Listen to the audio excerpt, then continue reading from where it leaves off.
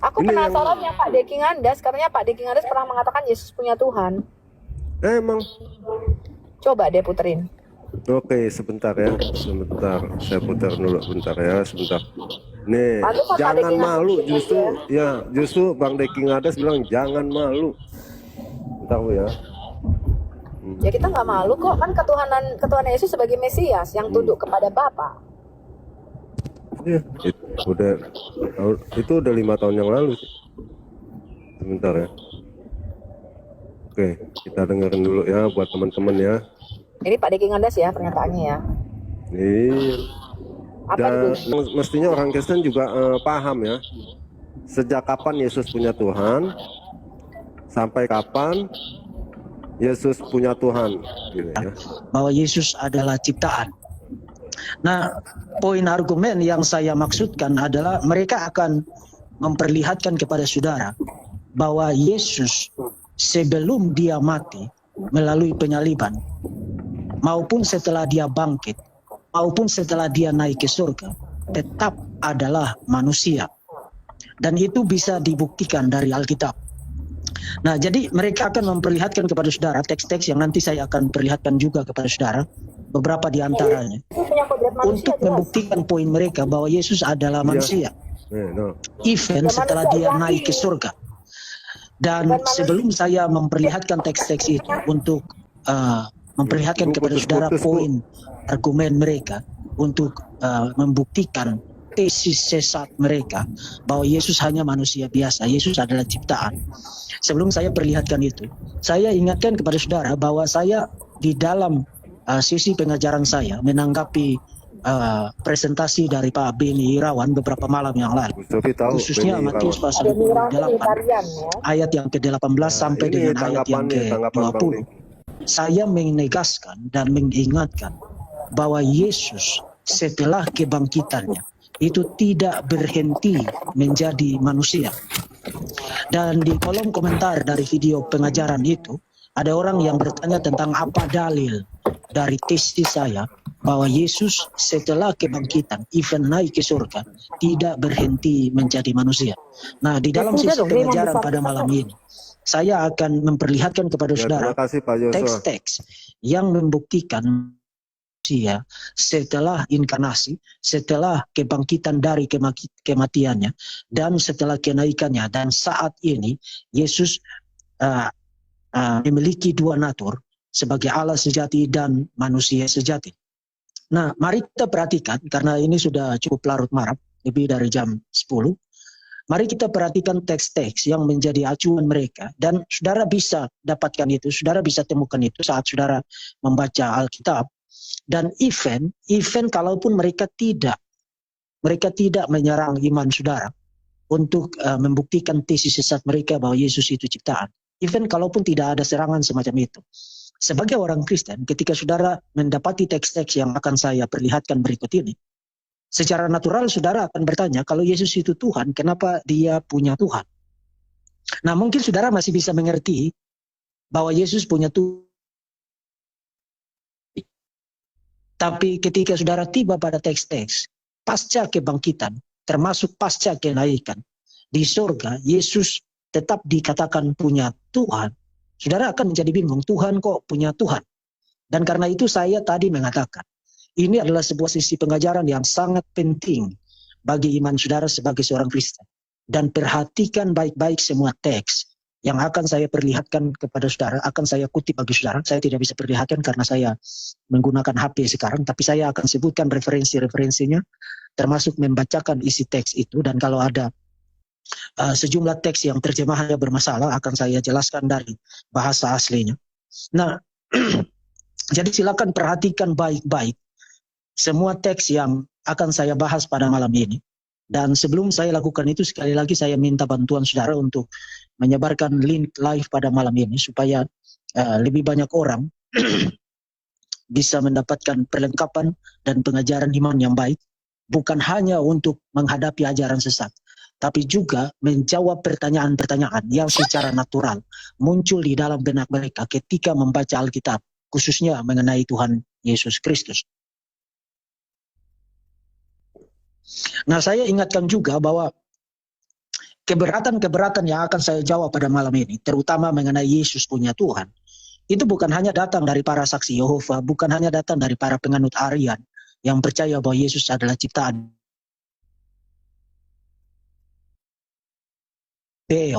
argumen dari para penganut saksi Yehova dan para penganut Arianisme. Jadi saudara lihat, para bidat ini, para penganut ajaran sesat ini, bukan hanya memperlihatkan serangan terhadap kekristenan, tapi juga akibat serangan mereka dan argumen-argumen mereka melawan kekristenan, itu dicomot, dikutip, dan digunakan oleh Muslim juga untuk menyerang kekristenan. Jadi malam ini kita bukan hanya akan menjawab keberatan dari para penganut saksi Yehova, keberatan dari para penganut Arianisme, tapi juga sekaligus menjawab keberatan dari Muslims yang menolak ketuhanan Yesus. Nah, saya akan memperlihatkan bahwa memang betul, Yesus punya Tuhan sebelum kematiannya, sesudah kebangkitannya, dan setelah kenaikannya ke surga. Memang betul, dan itu bisa dibuktikan dari Perjanjian Baru, dari Alkitab. Dan karena itu, kita diwajibkan untuk memikirkan dan mempertimbangkan bagaimana mengharmoniskan ajaran total Alkitab bahwa Yesus adalah Tuhan. Tapi pada saat yang sama, dia juga punya Tuhan. Nah, bagaimana mengharmoniskan itu? Kita perlu mulai dengan memperlihatkan teks-teks yang membuktikan, yang memperlihatkan Tuhan. Sebelum dia mati, setelah dia bangkit, dan setelah dia naik ke surga. Kita mulai dari periode pra-kematian Yesus. Sebelum Yesus mati, pada saat dia di atas salib, saya bisa perlihatkan sejumlah teks, tapi demi keringkasan, kalau saudara baca di dalam Markus pasal 15 ayat 34, Markus pasal 15, seruan Yesus di atas kayu salib sebelum dia mati, dan dia mengutip dari Mazmur pasal 22 ayat yang kedua. Dan Yesus berkata, dan di dalam teks itu dikatakan, dan pada jam 3 berserulah Yesus dengan suara nyaring, Eloi, Eloi lama sabachthani, yang berarti Allahku, Allahku, mengapa engkau meninggalkan aku? Jadi Yesus berseru kepada Tuhan, dan dia menyebut Tuhan dengan sebutan Allahku, Allahku, mengapa engkau meninggalkan aku? Nah, terlepas dari bagaimana fungsi dan makna dari kutipan Yesus dari Mazmur pasal 22 ayat 2 di dalam konteksnya, saya sudah jelaskan di dalam rekaman khotbah saya mengenai Markus pasal 15. Terlepas dari itu, yang jelas di dalam kutipan ini, dan Yesus mengutip itu dan meng-apply-nya bagi dirinya, Yesus menyebut Tuhan dengan sebutan my God, Tuhanku, Allahku, Allahku, mengapa engkau meninggalkan aku? Jadi jelas, sebelum kematian Yesus, Yesus memiliki Tuhan. Dan dia menyebut Tuhan dengan sebutan my God, Allahku, Allahku. Nah, itu periode sebelum kematian Yesus. Setelah kebangkitan Yesus dari kematian. Nah, sebelum saya lanjut, saya ingatkan kepada Muslims, kalau saya lagi membahas tentang iman saya berharap kamu menjaga congormu. Karena kalau saya balik membahas tentang Islam, nanti kamu yang kencing di celana. Jadi sebaiknya jaga congormu dan duduk manis di pojok sana dan dengarkan argumen saya. Dan hindari berkomentar yang mencela dan menghina iman saya. Karena kalau saya berbalik membahas tentang imanmu, maka kamu akan terkaing-kaing, terkencing-kencing di celana nanti. Jadi silakan duduk yang manis di situ dan dengarkan. Supaya kamu bertobat dan diselamatkan. Karena kamu itu pasti masuk neraka kalau tidak percaya kepada Tuhan Yesus Kristus. Nah, setelah kebangkitan Yesus, Yesus juga menyatakan bahwa dia punya Tuhan. Saudara silakan membaca, kalau saudara bisa akses kepada Alkitab online sekarang, Alkitab elektronik sekarang. Saudara silakan baca Yohanes pasal 20 ayat 17. Ini narasi setelah kebangkitan. Dan Yesus pertama kali menampakkan dirinya pasca kebangkitan kepada Maria Magdalena. Yesus melarang Maria Magdalena untuk jangan menyentuh dia. Kata Yesus kepadanya, janganlah engkau memegang aku, sebab aku belum pergi kepada Bapa, tetapi pergilah kepada bahwa sekarang aku akan pergi kepada aku dan Allahmu. Saudara perhatikan, Yesus menyatakan, aku akan pergi kepada Bapakku dan Bapamu, kepada Allahku dan Allahmu. Nah, dalam konteksnya, pernyataan Yesus itu jelas. Allahku dan Allahmu. Jadi apakah itu yang Sebelum saya lanjutkan, saudara jangan terintimidasi dulu dengan fakta itu, karena itu bisa dijelaskan dalam kaitan dengan siapa itu Yesus menurut totalitas ajaran Alkitab. Jadi sebelum kebangkitan, sebelum kematian, Yesus menyatakan dia punya Tuhan, Allahku, Allahku, mengapa engkau meninggalkan aku, Markus pasal 15. Setelah kebangkitan, Yohanes pasal 20, Yesus menegaskan poin yang sama lagi. Dia punya Tuhan, Allahku dan Allahmu. Itu kata-kata Yesus kepada Maria Magdalena pasca kebangkitannya dari kematian. Jadi Muslim, Yesus itu tidak hanya mengalami penyaliban dan mati secara terhina, tapi dia bangkit pada hari yang ketiga. Dan itu memvalidasi klaim-klaim mengenai siapa dirinya dan memvalidasi klaim-klaim mengenai misinya sebagai satu-satunya juru selamat bagi umat manusia. Jadi kalau kamu mau diselamatkan, percaya kepada Tuhan Yesus Kristus. Setelah Yesus naik ke surga, dalam statusnya di dalam kemuliaan, Yesus juga disebut memiliki Allah. Nah, saudara silakan baca Ibrani pasal 1 ayat 8 sampai dengan ayat yang ke-9. Ini satu teks yang sangat menarik karena merupakan kutipan dari Perjanjian Lama. Tapi karena tujuan saya bukan ingin menjelaskan intertekstualitas dari kutipan ini, maka saya hanya akan fokus kepada gagasan yang eksplisit yang dikemukakan oleh penulis surat Ibrani mengenai Yesus pasca kebangkitan. Ibrani pasal 1 ayat 8 dan ayat 9 tentang anak, tetapi tentang anak. Jadi ini Bapa berbicara mengenai anak, mengenai Yesus. Ia berkata, tahtamu ya Allah. Jadi anak disebut sebagai Allah. Tetap untuk seterusnya dan selama-lamanya. Dan tongkat kerajaanmu adalah tongkat kebenaran. Jadi perhatikan.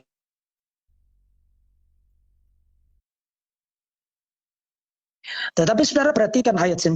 Engkau mencintai keadilan dan membenci kefasikan. Telah mengurapi engkau dengan minyak sebagai tanda kesukaan melebihi teman-teman sekutu. Jadi saudara perhatikan, anak disebut sebagai Allah, tapi pada saat yang sama, anak juga dikatakan memiliki Allah, karena mengenai anak, Bapa mengatakan Allahmu sebagai tanda kesukaan melebihi teman-teman sekutu. Wow. Jadi Yesus di dalam teks ini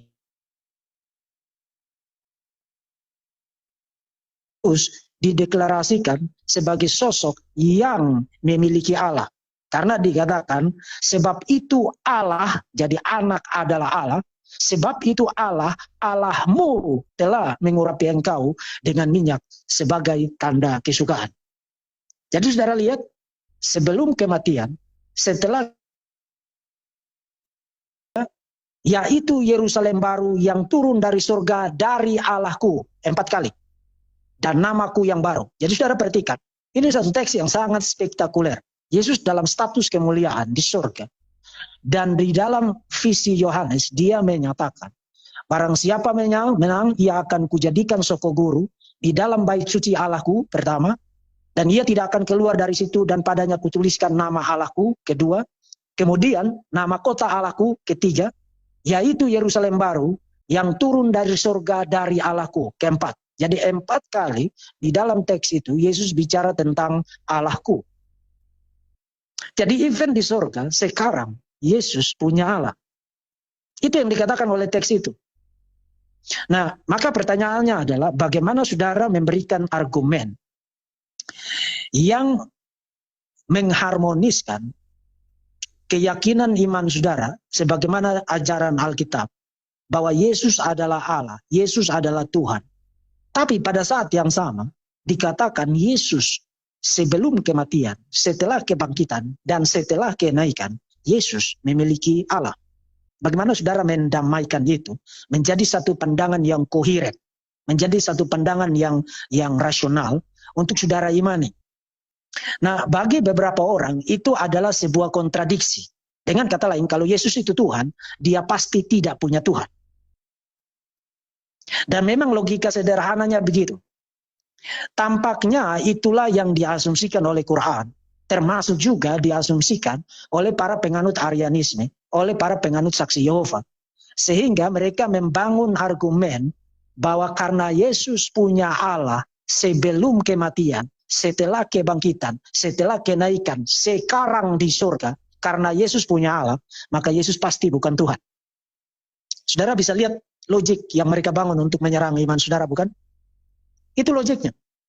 Dan tampaknya logik itu masuk akal. Tampaknya itu masuk akal. Kemudian saudara mulai bertanya-tanya, oh iya ya, kalau Yesus itu Tuhan, kenapa dia punya Tuhan? Nah, itu membuktikan beberapa hal penting.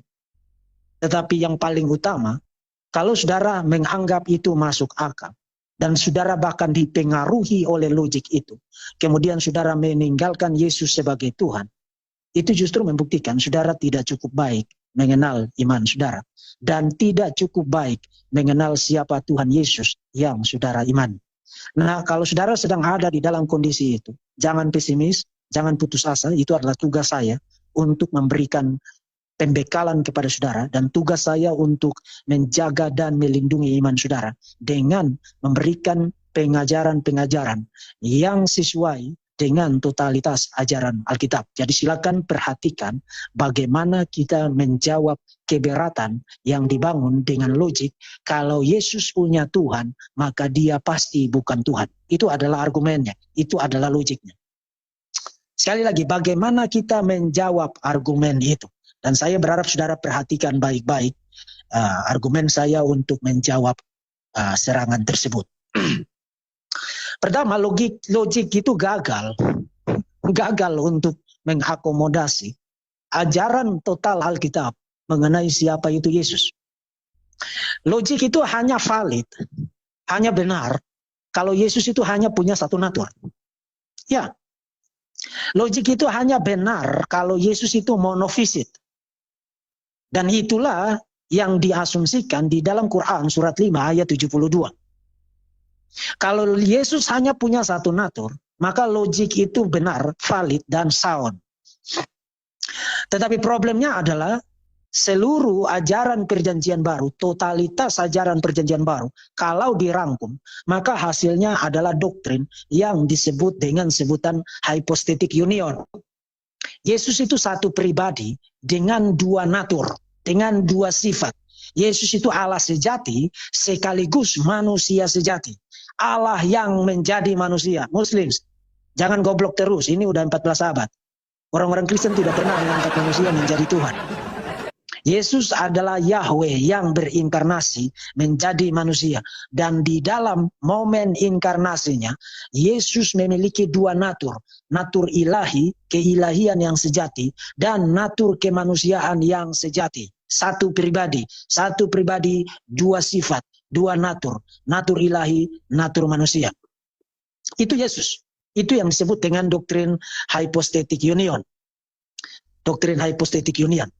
Nah, sebagai manusia, perhatikan baik-baik argumen saya. Sebagai manusia, of course dia punya Tuhan. Karena kemanusiaan Yesus itu bukan kemanusiaan yang ateis loh. Jadi Yesus makan, Yesus tidur, Yesus berdoa, Yesus berseru kepada Bapa sebagai Allahnya. Itu tidak mengejutkan bagi iman Kristen. Karena of course sebagai manusia, Yesus adalah manusia yang saleh, manusia yang tidak berdosa, manusia yang bertuhan, dan dia bertuhan dengan sangat amat sempurna, dan itu menjadi pattern, menjadi pola dari penyembahan kita kepada Tuhan. Dan in case kalau saudara belum diyakinkan, saudara perlu membaca Yohanes pasal 14 ayat Yohanes pasal 1 ayat yang ke-14. Kai ho logos sarx egeneto. Terjemahan literalnya adalah dan firman yang di dalam ayat 1 Yohanes pasal 1 ayat 1 disebut sebagai Allah dan firman itu adalah Allah. Firman itu telah menjadi daging. Daging itu idiom di dalam bahasa Yunani yang dipengaruhi oleh pola pikir Semitik, pola pikir Ibrani. Daging di situ adalah manusia. Jadi firman itu telah menjadi manusia, telah menjadi daging.